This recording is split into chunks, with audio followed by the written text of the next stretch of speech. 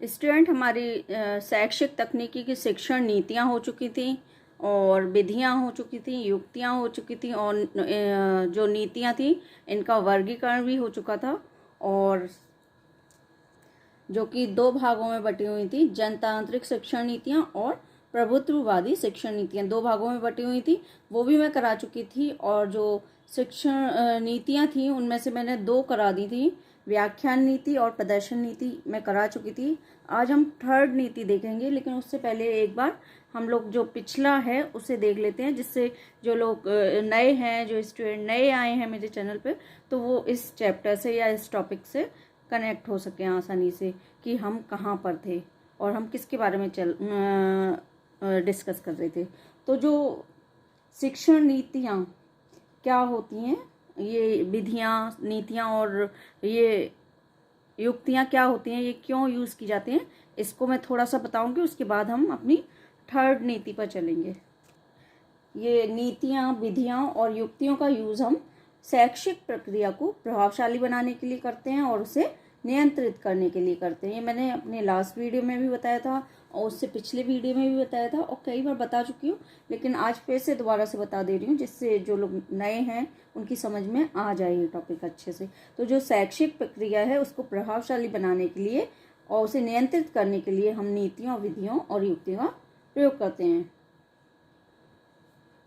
और इनकी सहायता से, नीतियों, विधियों और युक्तियों की सहायता से हमें शैक्षिक उद्देश्यों को प्राप्त करने में सहायता मिलती है। मतलब शिक्षण नीतियाँ वो योजनाएं होती हैं जिनमें शिक्षण के उद्देश्यों, छात्रों के व्यवहारों या व्यवहार परिवर्तन, पाठ्यवस्तु, कार्य विश्लेषण, अधिगम, अनुभव और छात्र की पृष्ठभूमि आदि को विशेष महत्व दिया जाता है। और शिक्षण विधियाँ, जिस ढंग से शिक्षक छात्र को ज्ञान प्रदान करता है उसे शिक्षण विधि कहते हैं।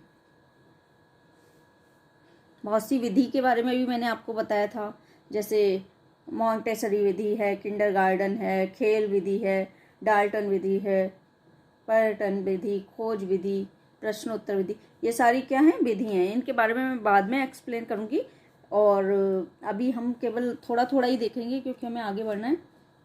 मतलब हम कह सकते हैं कि शिक्षण विधियां वह विधियां हैं जिनकी हेल्प से एक टीचर क्लास में शिक्षण कार्य को प्रारंभ करता है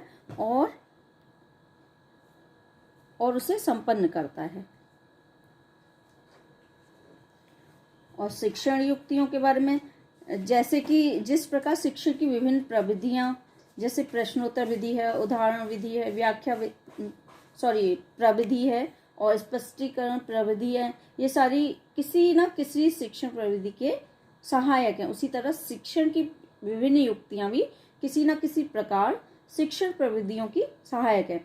मतलब शिक्षण युक्तियां मौलिक रूप में अधिगम की या सीखने की आधारशिला होती हैं। ये क्या होती हैं? शिक्षण युक्तियां मौलिक रूप में अधिगम की या सीखने की आधारशिला होती हैं।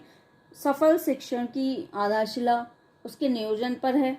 जैसे मैंने आपको एग्जाम्पल भी दिया था, जैसे शतरंज में एक कुशल खिलाड़ी नई चालों को सोचता रहता है और नई युक्तियां बनाता है। ठीक उसी तरह एक आदर्श शिक्षक भी शिक्षण की नई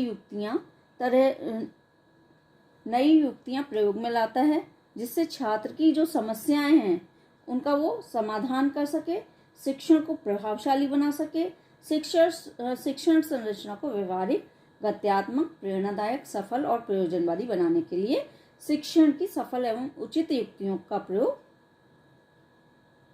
कर सके। या करना बहुत जरूरी है शिक्षण में, है ना। और शिक्षण की महत्वपूर्ण युक्तियां भी मैंने आप लोग को बताई थी। स्पष्टीकरण, व्याख्या, विवरण, वर्णन, प्रश्न कला, युक्ति, उत्तर देना, गृह कार्य, है ना, ये सब मैंने आपको बताई थी। और और दूसरा मैंने स्थिरीय शिक्षण युक्तियां होती हैं, वो उनके बारे में बताया था। स्थिरीय शिक्षण युक्तियां कौन सी हैं? जैसे ड्रिल है, समीक्षा या पुनरीक्षण है, पुनरावृत्ति, पुनः अभ्यास, ये सारी क्या है? स्थिरीय शिक्षण युक्तियां होती हैं। और मैंने आपको लास्ट वीडियो में विधि और प्रविधि में भी अंतर बताया था। मैंने जैसे कि बताया था कि दोनों को एक ही चीज़ समझ लेते हैं, तो ये गलती आप मत कीजिएगा। बार बार मैं बता रही हूँ कि विधि और प्रविधि में बहुत अंतर होता है। लेकिन विधि वो होती है जिसके द्वारा छात्रों को ज्ञान प्रदान किया जाता है, और प्रविधि में शिक्षक के द्वारा जितनी भी गतिविधियां शिक्षक करता है वो सब उसमें निहित होती हैं प्रविधि में। ध्यान रखिएगा। तो हमारी 2 नीति हो चुकी थी, व्याख्यान नीति और प्रदर्शन नीति। आज हम तीसरी वाली देखेंगे जो कि इन दोनों को ही मिला के है। तीसरी है हमारी व्याख्यान एवं प्रयोग प्रदर्शन नीति। देखिए ये जो हमारी फर्स्ट और सेकंड है उन्हें दोनों मिला के ही है एक तरह से। और आज हम कोशिश करेंगे कम से कम हमारी 2-3 नीति तो हो ही जाएं, क्योंकि चलिए देखते हैं, क्योंकि ये टॉपिक बहुत लंबा हो जाएगा, फिर इसे जल्दी जल्दी ख़त्म करेंगे, है ना। और समझाने लायक इसमें ज़्यादा कुछ है नहीं, इसीलिए मैं सोच रही हूँ जल्दी से मैं बस बता दूँ इसके बारे में। बाकी समझाने लायक होता है तो मैं खुद ही समझा देती हूँ। चलिए देखते हैं। व्याख्यान एवं प्रयोग प्रदर्शन नीति। व्याख्यान मैंने बता दिया था, लेक्चर। प्रदर्शन नीति आप जानते ही होंगे।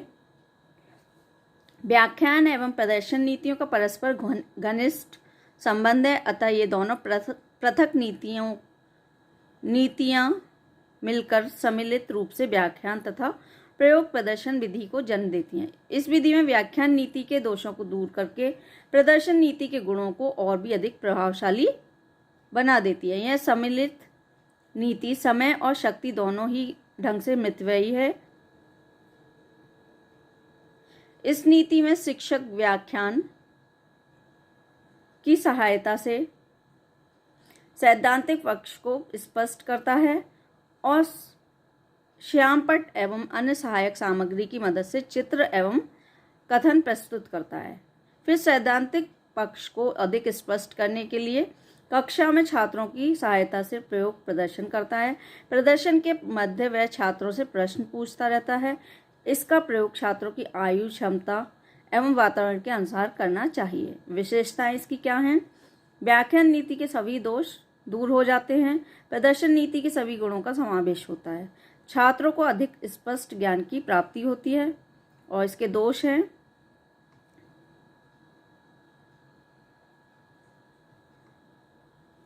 छात्रों को स्वयं उपकरणों को स्वतंत्रता पूर्वक प्रयोग करने के अवसर नहीं मिलते। छात्र इस नीति में प्रयोग न करके निरीक्षण करते हैं। प्रत्येक बालक के लिए निरीक्षण करके आंकड़ों का संग्रह व अंकन संभव नहीं हो पाता। यह नीति आर्थिक दृष्टि से लाभकारी नहीं है। ये इसके दोष हैं।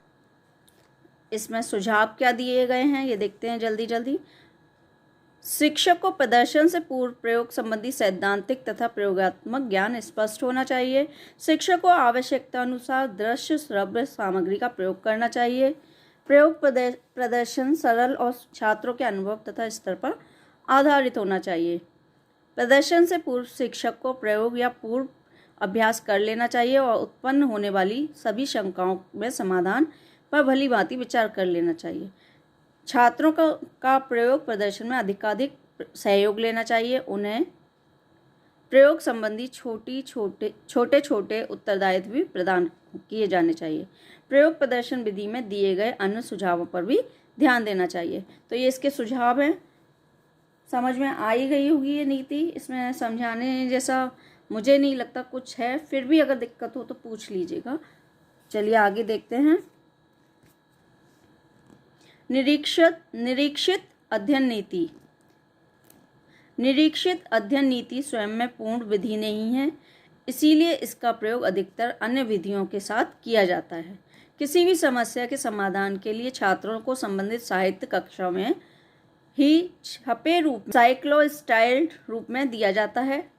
छात्रों को यह साहित्य बांटने से पूर्व साहित्य को पढ़ने के लिए और ध्यान देने के लिए प्रमुख बिंदुओं की ओर आकर्षित करने के हेतु उचित निर्देश प्रदान किए जाते हैं। फिर साहित्य पठन के लिए निश्चित समय बताया जाता है। छात्र स्वयं पढ़कर अपनी समस्याओं एवं प्रश्नों के उत्तरों तक पहुंचते हैं। पढ़ने के पश्चात छात्रों से यह साहित्य बंद रखने के लिए कहा जाता है और फिर शिक्षक प्रश्नों एवं समस्याओं के प्रस्तुतिकरण के माध्यम से पाठ को विकसित करता है और इसकी विशेषताएं क्या हैं? छात्रों में पढ़ने की प्रवृत्ति बढ़ती है। किसी चीज़ को कैसे पढ़ाया जाए विधियों की जानकारी होती है। छात्रों का ध्यान साहित्य पर केंद्रित रहता है। उनमें पढ़ने के लिए रुचि बनी रहती है। छात्र स्वयं समस्याओं का अध्ययन कर समाधान तक पहुंचते हैं। फलस्वरूप उनमें मानसिक संतोष रहता है। शिक्षक के लिए भी पाठन में सरलता रहती है। उसे प्रत्येक वस्तु छात्रों को बतानी नहीं पड़ती। ये आपकी समझ आ गई होंगी विशेषताएं, क्योंकि जब हम क्लास में पढ़ते हैं तो ये नीति तो हमें पता ही होगी कि किस तरह से होती है। आगे इसके दोष देखते हैं। इसमें दोष क्या हैं?